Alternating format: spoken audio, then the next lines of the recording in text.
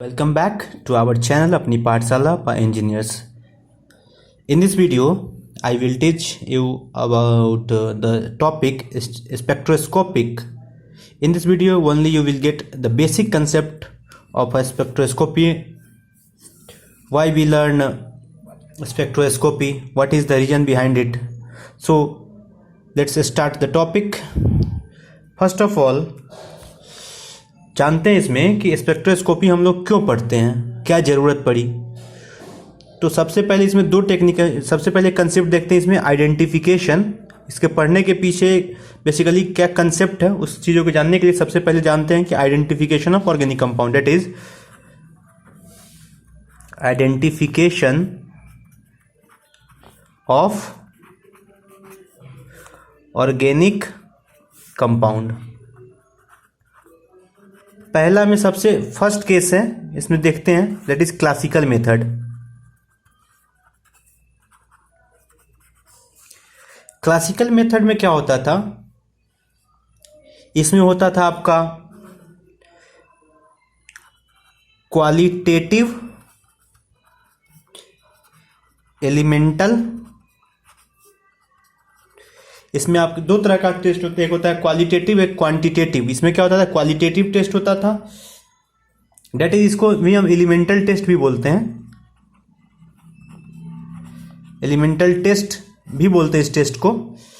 इसमें क्या होता था कि आपको बहुत सारा कंपाउंड आपको मालूम रहता था, जिसमें कि बहुत सारा आपके पास कंपाउंड होता था, उसमें आपको परसेंटेज ऑफ एलिमेंट गिवन रहता था,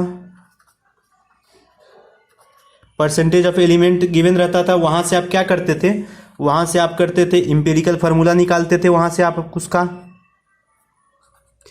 इम्पेरिकल फार्मूला कैलकुलेट करते थे। उसके बाद आपको मोलर मास गिवन रहता था, मोलर मास गिवन होता था। वहाँ से मोलर मास जब गिवन होता था, वहाँ से आप क्या फाउंड पाते थे, क्या, तो उसका मॉलिक्यूलर फार्मूला। तो ये जो मेथड था काफ़ी लेंदी मेथड था। सबसे पहले आपको एलिमेंट गिवन है, उसके बाद वहाँ से उसका एम्पिरिकल फार्मूला कैलकुलेट करो, फिर उसका मोलर मास कैलकुलेट गिवन रहता था, वहाँ से आप उसका मॉलिक्यूलर फार्मूला कैलकुलेट करो। ये प्रोसेस क्या हो जाता था, आपको काफ़ी लेंदी हो जाता था। लेंदी होने के साथ साथ ये प्रोसेस क्या हो जाता था कि काफ़ी टाइम टेकिंग हो जाता था। इसी चीज़ को, इसी कंसेप्ट चीज़ को, यानी कि टाइम को कम करने के लिए एक मॉडर्न अप्रोच आया, काफ़ी जो सक्सेसफुल अप्रोच है किसी भी एलिमेंट का आइडेंटिफिकेशन के लिए। उसी में हम लोग क्या पढ़ते हैं, स्पेक्ट्रोस्कोपी। तो मॉडर्न अप्रोच क्या था,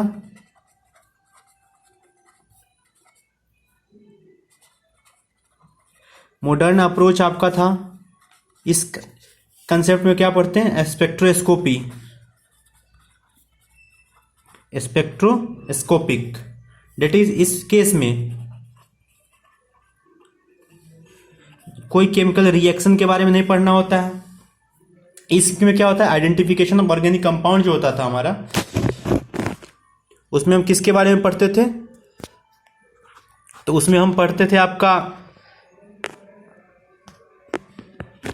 आइडेंटिफिकेशन ऑफ ऑर्गेनिक कंपाउंड जो होता था, उसमें हम परसेंटेज ऑफ एलिमेंट गिवन रहता था, वहाँ से फिर एम्पिरिकल फार्मूला कैलकुलेट करना, फिर मोलर मास गिवन रहता था, मॉलिक्यूलर फार्मूला कैलकुलेट करना, फिर केमिकल रिएक्शन होता था, उसमें से कौन सा एलिमेंट कितने परसेंट में गिवन है उसको फाइंड आउट करना, ये सारी चीज़ें कैलकुलेट करना काफ़ी लेंदी प्रोसेस था। तो उसी टाइम को ओवरकम यानी कम करने के लिए, इन चीज़ों से छुटकारा पाने के लिए आपका एक मॉडर्न अप्रोच आया, दैट इज स्पेक्ट्रोस्कोपी। इसमें अब कोई केमिकल रिएक्शन नहीं होता है, इसमें हम क्या यूज करते हैं, that is electromagnetic,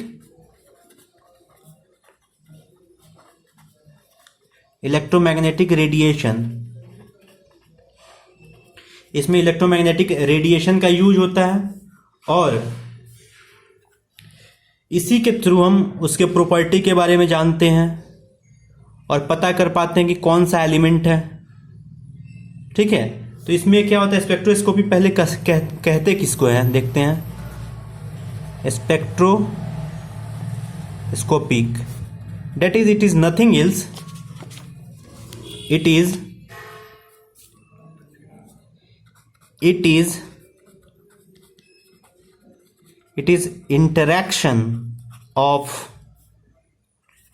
electromagnetic that is electromagnetic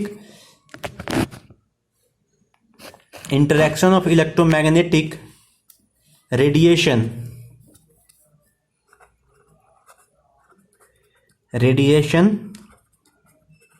with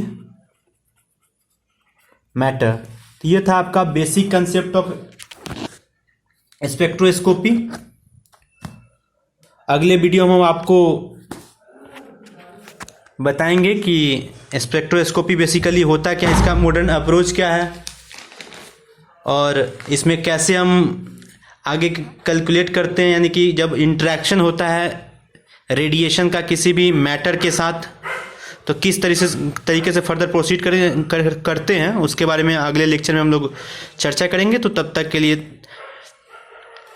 channel पे बने रहें, चैनल को सब्सक्राइब करें, वीडियो को लाइक करें और ज़्यादा से ज़्यादा शेयर करें।